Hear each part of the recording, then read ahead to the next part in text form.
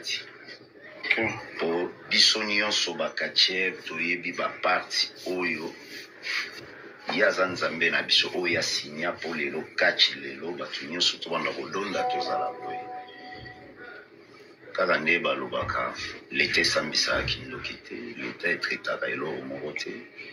C'est bien moi bijou kinzango te naso yebisa bino j'ai akufi mais alakaki yango mokolo ya kokufa mbula ebeta otielanga ti yango wana ekocobeta mais okomona molongo ya bato bakolanda na nsima ya aventure. Après sa mort, oui, j'ai dit et je confirme.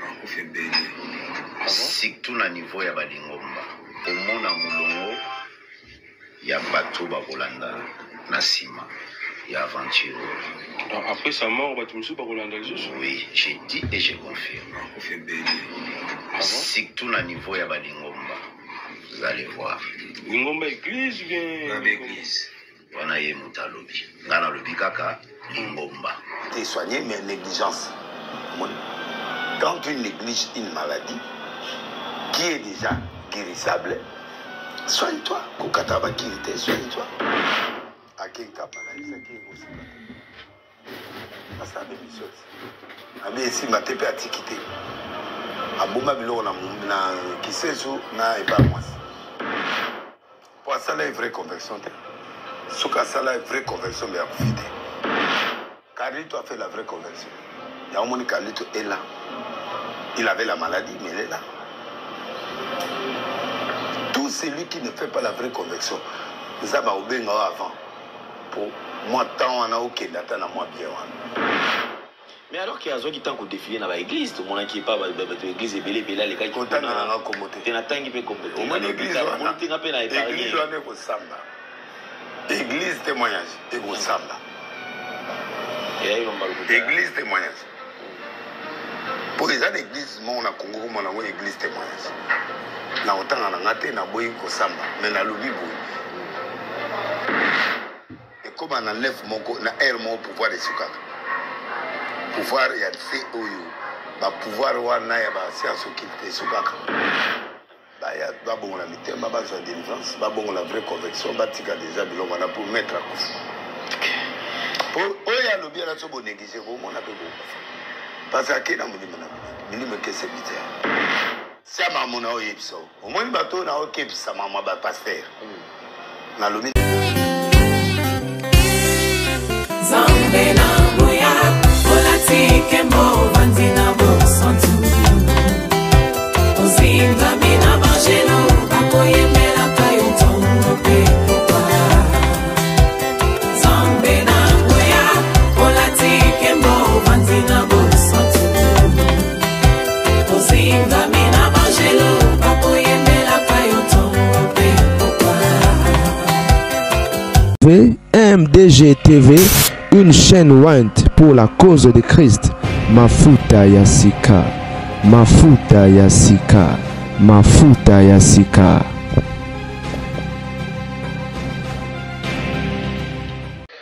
Ngana kubongula motema te. Nasina bongula motema na ngabanda kala. Na kubongula motema te. Obongula motema ba kisi otika? Te, na kotika. Ngamu to kwanga na kotika kisi te. Jamais parce que y a une nourriture de base nagaï.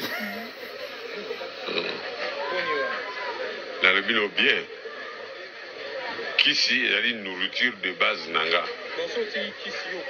Na kukufa te mais na sali péché pa nzambe. Nzambe sala opo sala raki. Nzambe ndanga ya mokili kindi sala kisi. Sona tiki yango ezali péché pa nzambe. Son tiki kisi et elle y péché et pas ya Nzambe et elle y bien et pas ya Satan. Satan linga otika kisi. Te Satan linga na tika kisi. Nzambe linga na tika kisi. Un jour on voyait battre les sessions dans le bilan.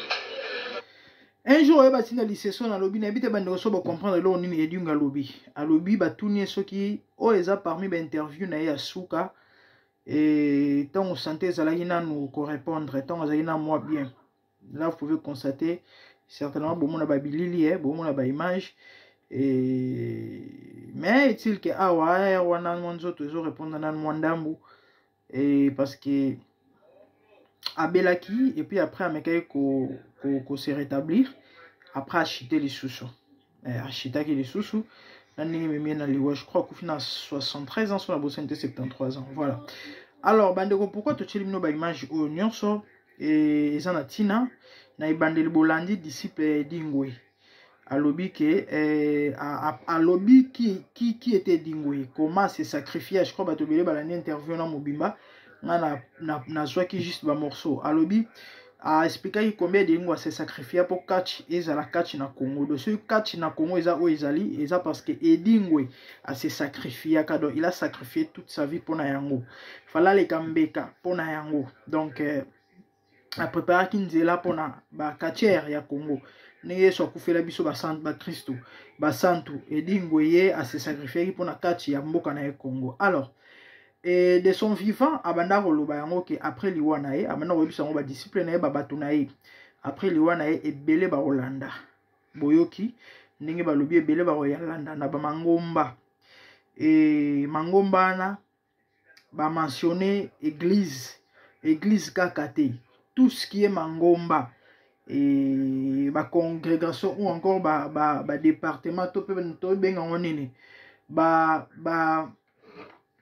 et balisanga différent à l'olenge ça dépend et il y a fois où bango bazo partager pour to yebi et tout ça na ba bango bébélé n'est-ce pas na Congo voilà donc c'est un peu ça par rapport à précision et je crois que tu as un morceau il y a Denis Lessi a meki ko lobela pe na suka et morceau to tia il y a prophète Denis Lessi na suka boki ndenga lobi ke et loko aloba ki wana bat bazo ba black te ba aventure te donc bato ba yebi ke ba banda ko gende zo kisikuna c'est le temps ba lukanzambe ya solo parce que la répercussion est causale lui il est spirituel to bi Denis Lessi alobara mamba alobara mingi et ko kisamaka alors ah boki dingo lobi boy ya robongo la motema te so bon le motema ezane ta sali lisumu alobi ya robongo alobaki ya robongo la motema te ko bongo la motema et soki ya bongo le motema ezane te lisumu péché eza par rapport ya pacte oye asigna batuni o mais attends lisumu alobi oui Satan lingana na bongo la motema natika bakisi mais nzamba lingara te en fait il voulait dire que nzamba lingara bongo la motema mais Satan lingara te siko akobenga jamais Satan nzambe na ebite so bo comprendre ya on moni ABC journaliste que un jour on comprendra les CCO pour une personne qui est spirituelle il peut comprendre ça facilement pourquoi simplement parce que dans le monde des esprits bo moni ndenge biso to benga bandoki bango pe ba benga biso bandoki dans le monde spirituel ndoki veut dire muto so bebisa misala ya moninga bo moni tato boira ba moto to bebisa misala na bango et pona bango tozalaka bandoki na bité so ba comprendre c'est ça na landa témoignage ya Mosel na Nzambe moko on a betela bino lisolo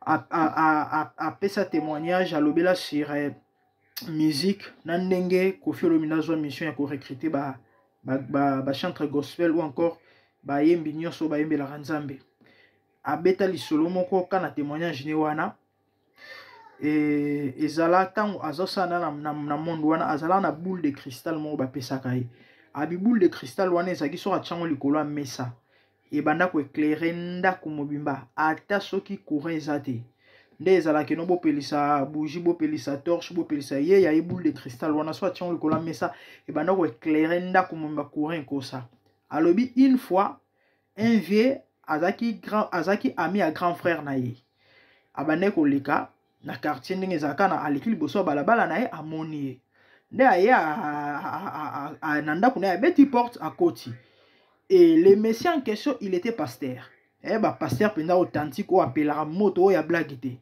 ntango akoti petit ça va ça fait longtemps amoni boule de cristal wana taka moto na nzambe foza ba instinct esalaki aya simbia ona maboko ache petit okomina kata ba biloko siko bizarrement tanga simbi boule de cristal wana ekufi moto ekufi et pe la soutenir bane ko éclairer ekufi asimbi yango aseki ayebise petit yoko ya mambo akiti on a mesa abimi tanga baluki akei alobi na zwat ba très serré problème na monde wana falaki na futa ba amande et causa même liwa ya mwana na ye alobi tango akei na zwa appel na monde wana bayebisi yo komo kotisa bandoki na ndako omoni ndenge mwinde kufi en fait c'est ça nanga juste na éclairer eloko wana donc tango edingo azoloba ke non akobongola motema te sino te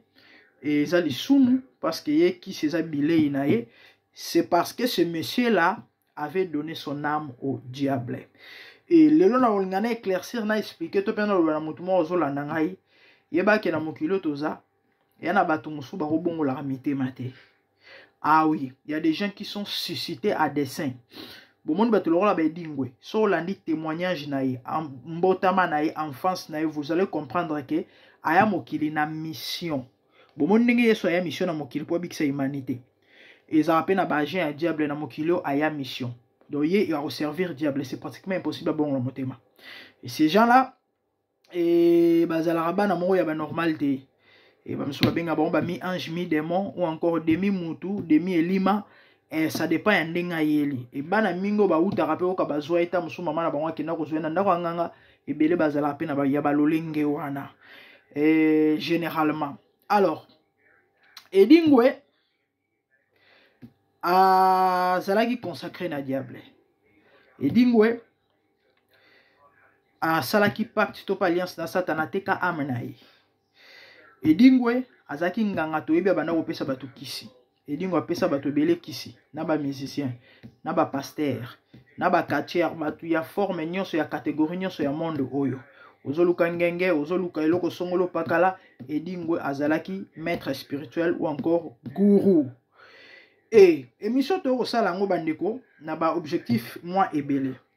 Et main objectif ezaka ke non to exhorter ba yike que mokili obozomona tout passera. Liwa ekoya mais après la mort quand tu sabino ya une vie. Edingwe tel qu'il est là na minute ndinga na minute zo solola azana kimiate. C'est ce que la Bible nous dit. On doit couper sans Christ a aucun aller de tourment. Et de son vivant, la famille, comme journaliste a posé Denis Lessi.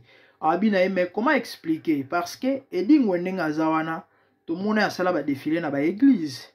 Il y a des gens qui ont Nankamba, akena kolela liboso ya papa, anguluma ya kofukama, tout le monde a yango. Tout le monde a Edingwe l'église Walesa a imposé Edingwe maboko. Walesa ebiso ke Edingwe a bongola motema.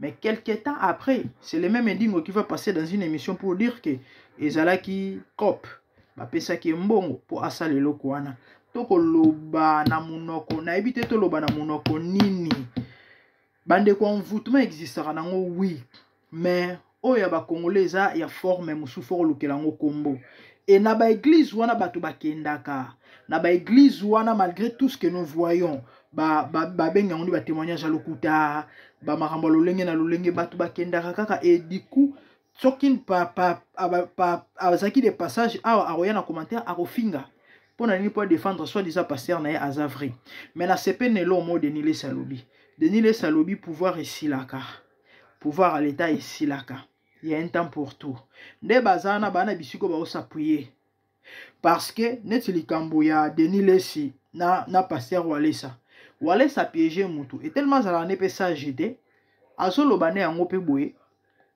Alors le bana on peut boire. Mais bizarrement justice batika plainte la justice hein. Bizarrement bazala approche pena ministre de justice. Bizarrement en fait c'est compliqué mais ngana ebika ke nzambe Bible zoloba a jouissaka na injustice te. Il y a un temps pour tout tôt ou tard. Tozaka na mokili ya bato yo bandeko nanga. Ngana ebisa ebino 2025 esila te. Lobara ba maman nyonso ba lobara pona tata ne zaka ke no ba obundise ndenge yemora lobara. na bana na ye ke babundise baluka liwa na ye mais soki bamakambo eloba makasi batémoignage ya lokuta ya makambo ya solo tozaka awa na 2025 oyo tokoyoka sango. Ah oui, parce que nzambe soki alobi aexpose yo, soki alobi asilana na yo, soki alobi akomiso na suka, moto akotelo aza te. Ata soki oza président de la république, so nzambe alobi asukisa asukisa yo. Tomoni edingo na église ya tata wana bato nyonso edingo bongoli motema mais botala confession ya edingo ou encore émission ya edingo eboyoka badéclaration na ye boyoka bapropos na ye alobaki ye aza motu oyo akoko bongola motema te eza par rapport ya vie oyo ye aya kovivre na se na mokili oyo. Et c'est ça, il était consacré au diable. Alors edingo apesi bapaster bakisi et alobaka banda koloba yango ki après liwana ye ebele bakolanda bato tout yende mutu asimbelaka bango kisi kande denile salobi donc ndenge akufi ake wana akena bavi na bango.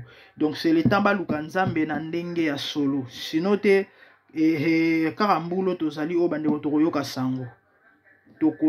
sango yango mpona koloba ke bandeko na nga simba Yesu. Ah oui, parce que kisi ya bonzambe koza na Yesu eza kisi o si photo benga ngo bongo oui parce que za na batu pe bana nzambe me baloba ke baza na moto soki Yesu yemo ba benga e Belzebul ba benga e ndoki ba benga e penganga ngana o préférer na simba na nga kisi ya Yesu parce que ya ye esila ngala te ya ye ebomaka te ya ye ezaka na babikila te ye ezalaka banga ye tosa ye linga ye et ozala mutu ya esengo tu seras heureux sur la terre. Mais tant que vous avez kisi oyo yanganga ya satana et autres yeba ke ata soki osepeli lelo sepeli lobi suka nango okolela. Mais par contre pas na nzambe c'est pas le cas. To simba na biso Yesu bandeko to kangama na biso na ye ya fulaka sans condition ya fulaka sans ba conséquences néfastes ke mwana kufa ke liwa ke nini. C'est ça bandeko. Et puis si pas c'est pesi mao edingo loba ya kobongola motema te mais aleka na église ya ba témoignage et pas ya tata na biso to yebi aloba ke comment bango kuna baloba ka bongoli motema et tout monde pas défiler na nkamba soit disant andimeli nzambe wana oyo wana mais tala avant sa mort aloba ke ya kobongwana jamais et aloba ke après luwane ebele ba Rolanda. Et nzamba sunga biso bandeko nanga. Et pour citer je dirais ceci, nous vivons les temps difficiles mes frères et sœurs. Oh Satana a intensifié, a maximisé oyo ya ye kibo Satana na ye force na ye puissance na ye pouvoir na ye nyonso ya ye misala na ye. Et kaka pon objectif moko ya okangela batu porte ya lola. Nathan tozo vivre bandeko. Et là, quand le diable a abuni, c'est ça foi ya bateau. Pourquoi? Parce que une fois que nous avons confiance, c'est pas dans Nzambe. Et s'il a exposé, une fois aux gens confiance, c'est pas dans Nzambe, mon frère, ma soeur, porte ça au fond, ma bonne Satana. Parce que bah, on propose au qui on dit, mais pourquoi? Parce que tu n'as plus confiance. Dans le livre ya Luc, na passage oyo ya juge unique oyo Yesu a exhorté biso par rapport à la prière en disant to prier sans kolemba. Et ba pesara lisese ya juge ya veuve o abande ko keno senga juge akatele likambo. Le juge ne craignait pas Dieu, mais à cause de la persévérance ya mwana mwasi wana ya veuve wana azaki na obligation ya okata likambo na ye. Pourquoi? Parce que alembaki mitungisi. Et Yesu azwaki exemple wana pona oloba na biso soki juge wana banobanga nzambe te akoka okata likambo ya mwasi wana combien ye pona bana na etope pona ba oyo ya ye alobi est-ce que Dieu ne tardera-t-il à faire justice na ba oyo ya ye akotarder ta kosala justice mais alobe lo mona suka alobi mais lorsque le fils de l'homme viendra trouvera-t-il la foi sur la terre. So tangi passage wana avec l'esprit de Dieu okama wana motema au sentir pendant que Yesu aloba na souci aloba na pasi na motema. Pourquoi? Parce que étant omniscient il savait que na bataya suka perdre confiance et pas dans Nzambe. Ici, Jésus ne parlait pas de la foi qui est la ferme assurance des choses qu'on espère ou encore la démonstration de celles qu'on ne voit pas, mais il parlait de la confiance en Dieu. La famille aujourd'hui, beaucoup ont perdu confiance. Mingi ba sous confiance dans Nzambe te. Yango bo moni même na kata ba église ya Nzambe qui se koti parce que muto otala na obandela wapi muto otala ezo simba te muto otala na osa ndenge nini muto azotala tala muninga kuna confiance ezate aobosana ke Nzambe abengaka na existence ou existaka te azobosana ke mokili oyo ekelama na liloba azobosana ke muto akela monde pe au monde ezo dépendre eza Nzambe oyo ya bengaye azobosana ke Nzambe ana nguya to pe makoki koloba liloba moko elati nzoto. Que Dieu nous aide. Je prie que le Seigneur de gloire te fortifie. Je prie que le Dieu des esprits des prophètes te parle et te visite. Dans le moment où vous avez des missions, dans le temps difficile où vous avez des missions, Nzambe, o akboti saka kondi makati ya muto, aleka na roboti saka kondi makati na yo, o continue ko sala confiance et pas na ye. Na ebite zo passer moment nini, ta mususu za na rapport ya médecin na ndako. Peut-être balobi que non moni niveau ba kyste wana na ba fibrome wana zo botamela. En tout cas ozala passe pour mwana vanda na kombo na Yesu nazwa nile maloba wana en vertu du pouvoir et de l'autorité du nom de Jésus et que le Saint-Esprit soit contrôle mwana ovanda robota pour tato la monnaie na Nzambe. Ta musuba ebisi yo que non niveau cancer s'est développé libele wana ba okata yango au nom de Jésus na nile maloba wana pe na plaider makila na Yesu pona yo. Kende zonga kende rendez-vous ami baloko kende ba biso que non ba comprendre te et lo mo eleki et lo mo salemi oui pourquoi parce que Nzambe oyo akela mokili Bible zolo bala biso il est le même hier aujourd'hui éternellement et en lui il y a ni changement ni ombre de variation oh à sala que temps ancien à continuer ko sala c'est lui qui a purifié les lépreux et continue à guérir. Toi qui as suivi cette émission, peu importe c'est tout ce que tu as comme problème, je prie au nom de Jésus que tu puisses témoigner. Si tu es malade, bika na kombo na Yesu, dis amen là où tu es. Si tu as problème à conception, na kombo na Yesu, zoa mabota, rotato la monnaie na Nzambe. Si tu as difficulté à finance, tu as musala Nzamba peso musala dans le nom de Jésus. Mes frères et sœurs, continue à faire confiance en Dieu. Nzambo tozo salela a changé ta bongwanité. Aza toujours na bomoy, pas continuer toujours au sala miracle. Ah oui. Il est le même meilleur Dieu éternellement, le Dieu des esprits, l'omniprésent, l'omnipotent, l'omniscient. C'est ça. La famille, tu as confiance dans Nzambe parce que il n'y a que sa bénédiction qui enrichit et qui ne se fait suivre d'aucun chagrin. Ok, si ma qui se peut-être le rosoluka, mais ma conséquence dans le la grave. Et non seulement ma conséquence dans mon kilo et même mon akufa au mon Nzambe.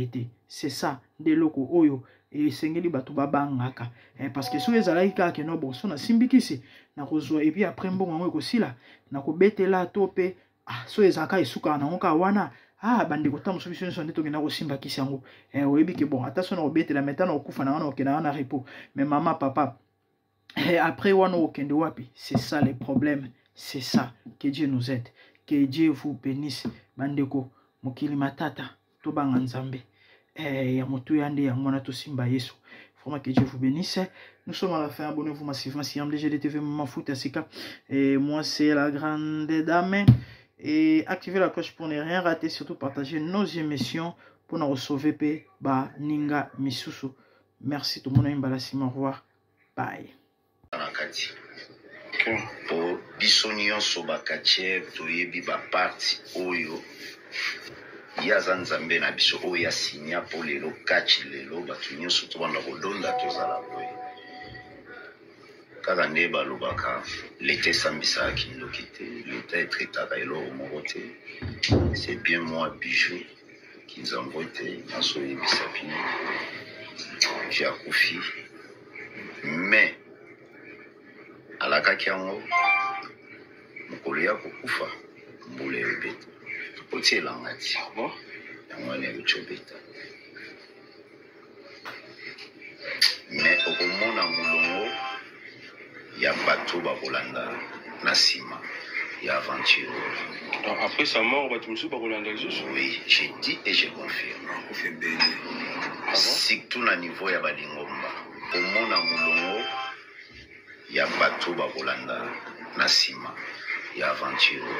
Donc après sa mort, Batumsu Bakolanda Lisusu. Oui, j'ai dit et je confirme. Surtout au niveau de Balingomba, vous allez voir. Lingomba église ou bien l'église.